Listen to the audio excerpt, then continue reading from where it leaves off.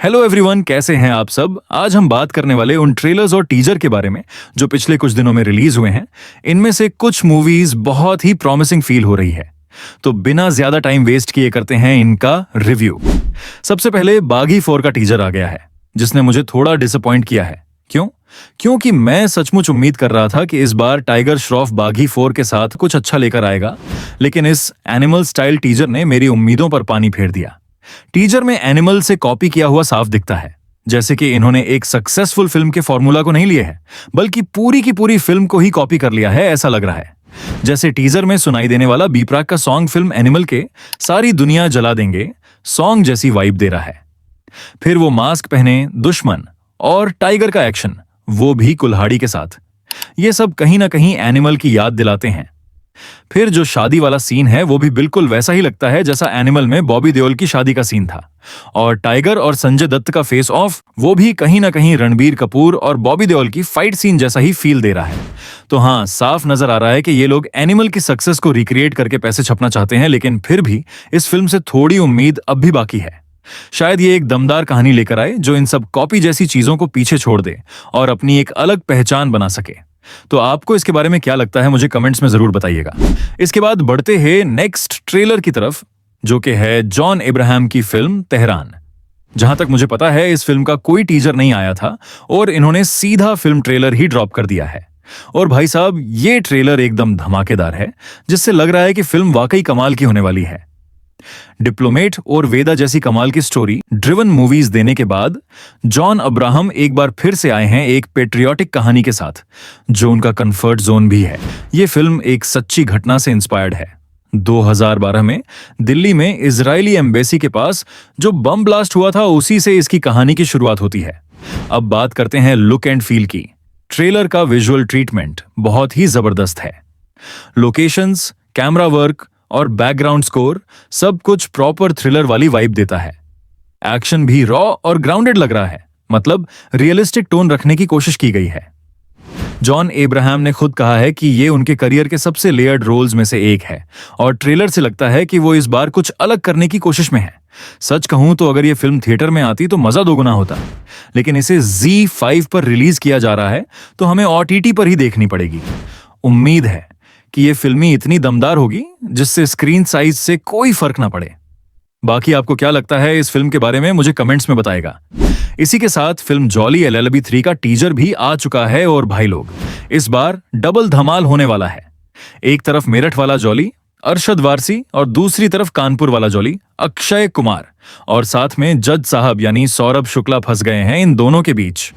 Teaser में उनका एक डायलॉग है कि आ गए ये दो जॉली मेरी जिंदगी बर्बाद करने। बस वही सुन के समझ आ गया, पिक्चर में हंसी का बवाल होने वाला है।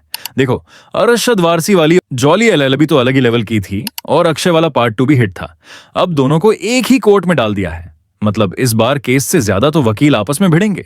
वैसे ये टीजर अभी एक लाइट टोन के साथ प्रेजेंट किया गया है, जिसमें ज्यादातर हंसी मजाक ही दिखाया गया है, लेकिन फिल्म में सीरियस एंगल भी होगा, जिसकी थोड़ी बहुत झलक भी दिखी थी अगर आप ध्यान से देखें तो। जॉली LLB 3 सिनेमा घरों में आ रही है 19 सितंबर 2025 को। तो आपको ये टीजर कैसा लगा? क्या आप ये फिल्म देखना पसंद करेंगे? आपका इस फिल्म को लेकर क्या ओपिनियन है, मुझे जरूर बताइएगा। और जहां इस मॉनसून के सीजन में बॉलीवुड में रोमांटिक फिल्मों की लाइन लग गई है, वहीं अब एक और लव स्टोरी फिल्म आ रही है जिसका नाम है परम सुंदरी। सिद्धार्थ मल्होत्रा और जानवी कपूर की जोड़ी के साथ ये फिल्म हमें एक नॉर्थ साउथ लव कनेक्शन की फीलिंग देने वाली है, where love is different because of cross cultures. तो ट्रेलर देखकर यही लगता है कि ये कहानी हल्की फुल्की कॉमेडी, खूबसूरत लोकेशंस और क्लासिक बॉलीवुड रोमांस का एक फ्रेश मिक्स होने वाली है। इसी के साथ बढ़ते हैं अगले टीजर की तरफ, जहां पूरे 4 साल बाद फरहान अख्तर एक दमदार वापसी कर रहे हैं अपनी नई फिल्म 120 बहादुर के साथ। ये फिल्म सिर्फ एक वॉर फिल्म नहीं है, बल्कि एक ऐसा चैप्टर है हमारी हिस्ट्री का जिसे के बारे में बहुत कम लोग जानते हैं। फरहान इस बार नजर आएंगे मेजर शैतान सिंह के रोल में, जो 1962 की इंडिया चाइना वॉर में रेजांगला की लड़ाई के हीरो थे।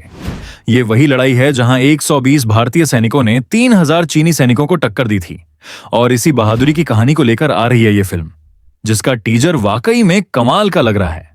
बर्फीली वादियों के बीच खड़ी इंडियन आर्मी, फरहान का इंटेंस लुक और बैकग्राउंड में वो दमदार म्यूजिक, सब कुछ दमदार है। फिल्म में फरहान के लुक से लेकर उनकी बॉडी लैंग्वेज तक सब कुछ रियल लगता है। उन्होंने इस रोल के लिए काफी मेहनत की है। सुनने में आया है कि शूटिंग 14,000 फीट की ऊंचाई पर हुई है, -डिग्री में, जहां ऑक्सीजन भी कम थी। मतलब सिर्फ एक्टिंग नहीं, असली फिजिकल टेस्ट भी था ये शूट। फरहान की डेडिकेशन यहां साफ नजर आती है। मेजर शैतान सिंह और उनकी चार्ली कंपनी की यह कहानी ऐसी है जिसे आज की जनरेशन को जरूर जानना चाहिए। अब बात करें फिल्म की रिलीज की तो 120 बहादुर 21 नवंबर 2025 को सिनेमा घरों में आएगी। खास बात यह है कि यह फरहान की पहली आईमैक्स रिलीज होगी, यानी बड़ी स्क्रीन, जबरदस्त कहानी और गजब के एक्शन के साथ यह फिल्म एक धमाकेदार एक्सपीरियंस होगी। तो आपको क्या लगता है इस बारे में? इसी के साथ कल यानी 14 अगस्त को फिल्म वॉर 2 एंड कुल्ली बॉक्स ऑफिस पर भिड़ने जा रही है। पर्सनली मैं कुल्ली के लिए बहुत ज्यादा एक्साइटेड हूं। वही वॉर 2 का ट्रेलर देखकर कुछ खास मजा नहीं आया, पर अयान मुखर्जी इस स्पाई यूनिवर्स में क्या नया लेकर आएंगे, देखना इंटरेस्टिंग होगा। तो चैनल को सब्सक्राइब करके बेल नोटिफिकेशन ऑन कर लीजिए, जिससे वॉर 2 और कुल्ली का रिव्यू आपसे मिस ना हो। बाकी वीडियो अच्छी लगी हो तो लाइक करिए, शेयर करिए, और इन फिल्मों से रिलेटेड अगर आपके कोई ओपिनियंस है तो मुझे कमेंट में जरूर बताइएगा।